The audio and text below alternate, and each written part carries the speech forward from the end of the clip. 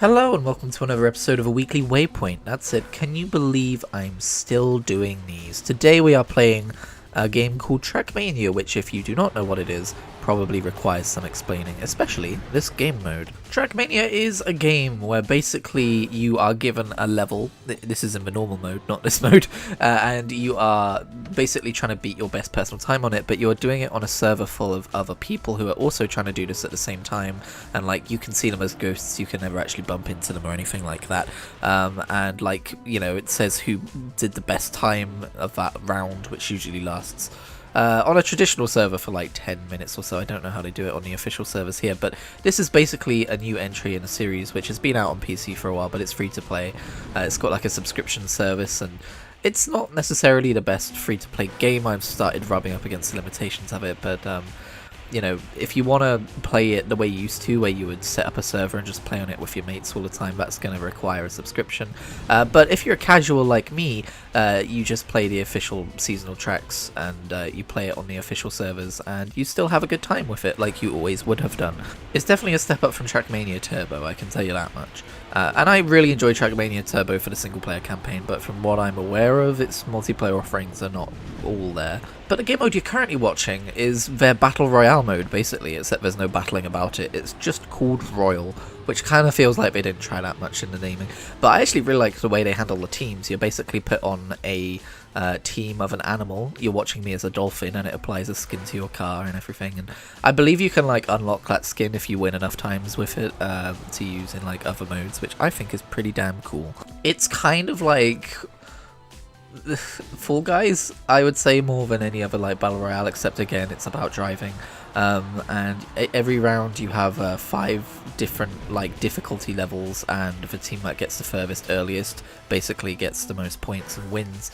And I've yet to win one, but I've come second a few times, and it is pretty damn fun. I feel like it's a really fun way of capturing the spirit of the original game, but putting it in this new popular multiplayer format that people enjoy playing. That being said, I have also played, like I said, I believe it's called the Arcade Rooms, on the official, like, every season they bring out a new bunch of maps, it seems like, or at least that seems to be the plan, on official servers, and it kind of cycles through those, and you can try and get good medals, and then when you've got the gold medal on the time, you can just continue trying to get the best time of that batch of players on the server.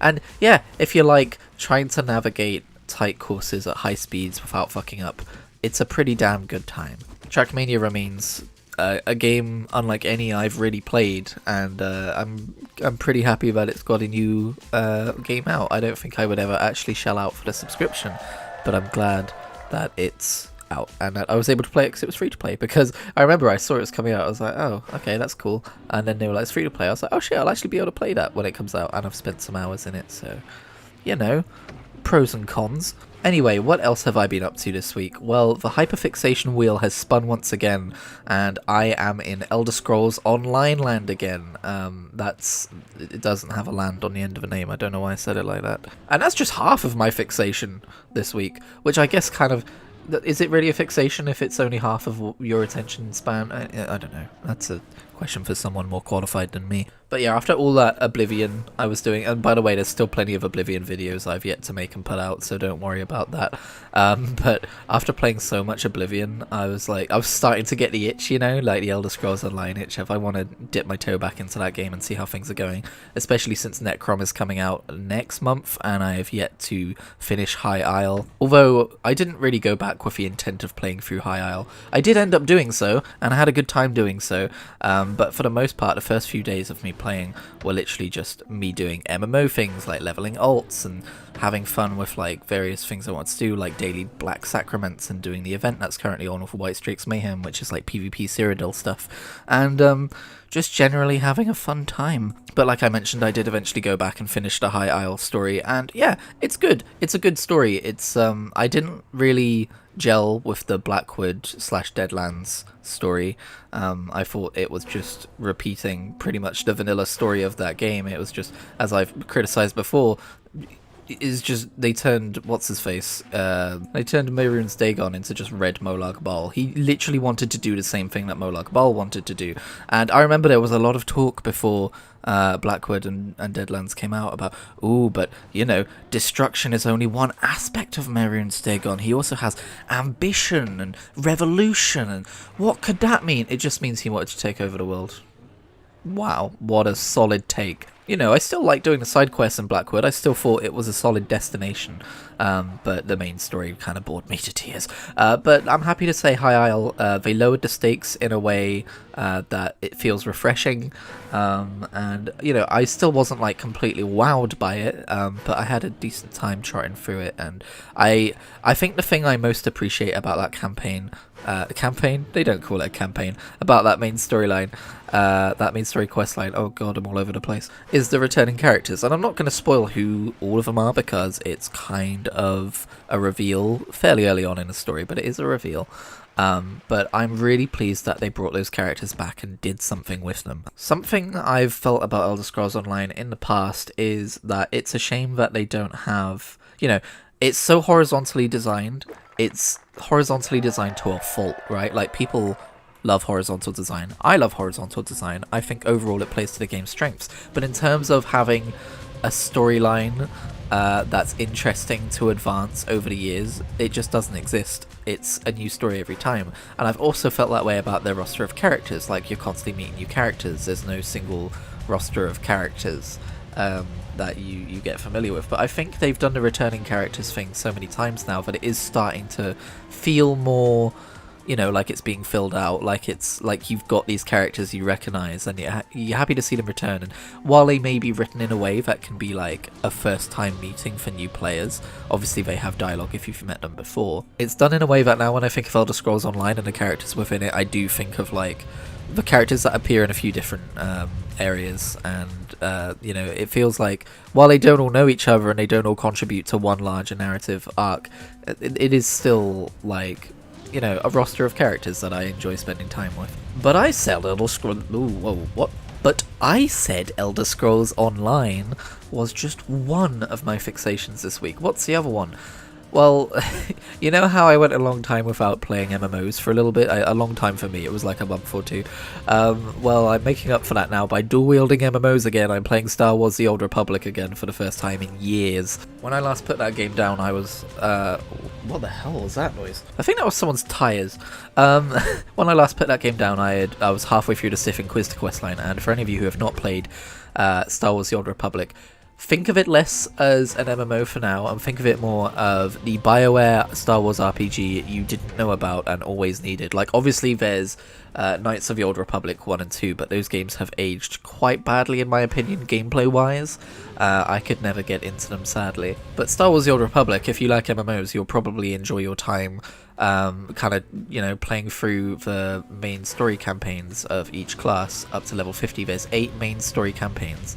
Off the top of my head, I believe you've got 2 types of Jedi, 2 types of Sith, and then you've got like a smuggler and a trooper, not clone troopers obviously because that's the wrong era, but that kind of like trooper for the Republic. And then for the Empire, because you've got the Republic and Empire at the same time here, you can be a bounty hunter, which is similar to like the trooper in terms of gameplay, or you can be an agent. And when I say similar in terms of gameplay, I mean that like it's like you've kind of got 4 main classes with a bunch of subclasses within those, but then you've got like light side and dark side versions of those classes. Anyway, it's a whole thing, we don't have to get into it here. Basically, I've done the Jedi Sentinel storyline up to level 50, and then I got halfway through the Sith Inquisitor and I got distracted by something else. But the Sith Inquisitor storyline is way more interesting than the Jedi Sentinel storyline, let me just put that out there. This RPG side of the game is for all intents and purposes a BioWare game. You have dialogue wheels, you have choices that actually matter and affect outcomes.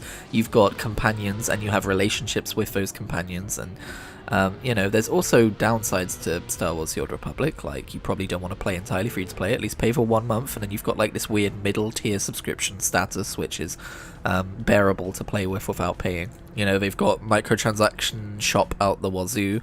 I don't know if you can pay for power. It looks like you might be able to, but I might be misunderstanding that. Honestly, like I say, don't worry about the MMO side of it. Just play it for the story, which is still there and legitimately enjoyable. And yeah, I want to play through all of those up to level 50, and then I want to play through the expansions and see how that goes. And I'm not averse to like paying for a subscription at some point. I just, you know, I played through the start of WoW 10.1, which means I still have a WoW sub before, you know, I've cancelled it, but I paid for a WoW sub this month, and I've paid for ESO Plus this month. I'm not paying for a third MMO sub this month, sorry. But yeah, I'm back with, she's called Mayra Moore, if anyone remembers my old Star Wars The Old Republic videos, my Sith Inquisitor. She is absolutely hilarious. I believe I called her first video a Jester in Red, because like, the fun thing about playing as a Sith Inquisitor is that you can play it like a dark comedy, like a sociopath who doesn't care about the feelings or the needs of anyone around them, right? And the world will still have a serious story that's interesting, but like, all your responses can just be sass, like every single one almost, and it's great fun just being like, yeah, I don't really care. I'm just gonna kill you. My general plan going forward, because my Jedi Sentinel was your fairly standard good guy Jedi or whatever, light side Jedi. My plan going forward is to, when I play the opposing classes, is my next Jedi is going to be a dark side Jedi, and my next Sith is going to be a light side Sith, because apparently you can kind of mix and match that way with the decisions you make. So if you're worried about, oh, I'm playing Sith, there's not going to be any like ways to play as a good guy, no, you can be grey with it, you can do interesting things with it, and I'm really curious to see what that's like. I'm also really curious about, people say the Imperial Agent is the best story out of all of them, so that's going to be fun to play through. But also, just personally, I'm really interested in playing as like a Republic trooper, just like basic ass ground force guy with gun following orders. I don't know why that appeals to me, but it does. Another thing I've done this week, if you remember last week I was talking about writing and getting back into writing and making sure that I've got a space to write and to fail in as well, and make sure that doesn't just kill my ambition for writing. Like I can, you know, I don't have to I don't have to force myself to put in a new short story every 2 weeks, and then if I fail I just have to hide my face in shame and never write again. What I've been doing this week is I was like, I write a lot of fantasy and sci-fi short stories. I don't want to have to recreate the rules of the universe every single short story, so what I'm going to do, for functionality's sake if nothing else, is create a shared universe for my fantasy and sci-fi short stories to take place in. You know, still leave enough room for there to be different laws of magic and stuff if I want to do interesting things, but have this kind of overarching, like, wider universe that it all fits into. A bit like, I guess, Brandon Sanderson's Cosmere. This isn't an original idea by any stretch. And I got into writing a timeline for it of events that could happen in the larger scheme of things. So, like, how different eras come about. Like an era where mortals don't have the use of magic, and an era where they do, because there'll be some short stories which don't have magic in and some which do. So part of it's functional, but also I just got really fucking hooked on this this wider macro narrative I was writing. I've done the fantasy era side of things, I've done the sci-fi era side of things, I've also done a bit into like the super far future, like end of days kind of thing, and I don't know, it's been such a good time. I've written like maybe 1,200 dense words.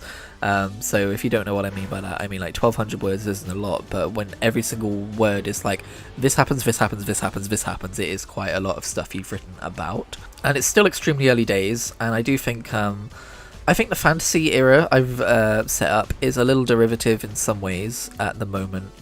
It takes a lot of cues from Diablo, but also I feel like I've mixed some like surface level knowledge Warhammer in there, because I don't know much about Warhammer, but just like the general ideas of Warhammer I know about, I really jive with. I didn't think I'd put much Warcraft in there, but I showed this to my brother-in-law, and he basically looked at it and was like, he really liked it, and he was like, this reminds me of the movie Warcraft, have you ever seen that? I was like, you've got to be kidding me. Have I ever seen I played a game that's based on of course I've seen it, damn it. There's some Elder Scrolls in there as well. But by the way, when I say like there's this stuff in here, I'm not saying like, oh, I've stolen and stuff ideas. Like, it's more like I've taken inspiration from stuff, and not ever consciously. This is all just stuff I want to put into the universe, and I'm like, oh, this turned out being kind of similar to this thing, and I can see where I got this from. But when I went to create a sci-fi portion of this universe, I realized actually that the sci-fi portion of the universe I've written is way more unique and interesting than the fantasy portion. I'm like, damn it, I mostly prefer writing fantasy, but maybe there's something to that. Maybe I should focus a bit on the sci-fi aspect. But again, you know, it's super early days. There's still plenty of stuff to add and change, and you won't even hear about most of it unless it comes up within the short stories that take place within that universe. So it's literally just setting, most of all, like setting the table. Anyway, thank you very much for watching this episode of Weekly Waypoint. I hope you enjoyed watching me do some Trackmania-ing and talking about non-Trackmania things for the most part. I will see you next week, I hope. Cheerio!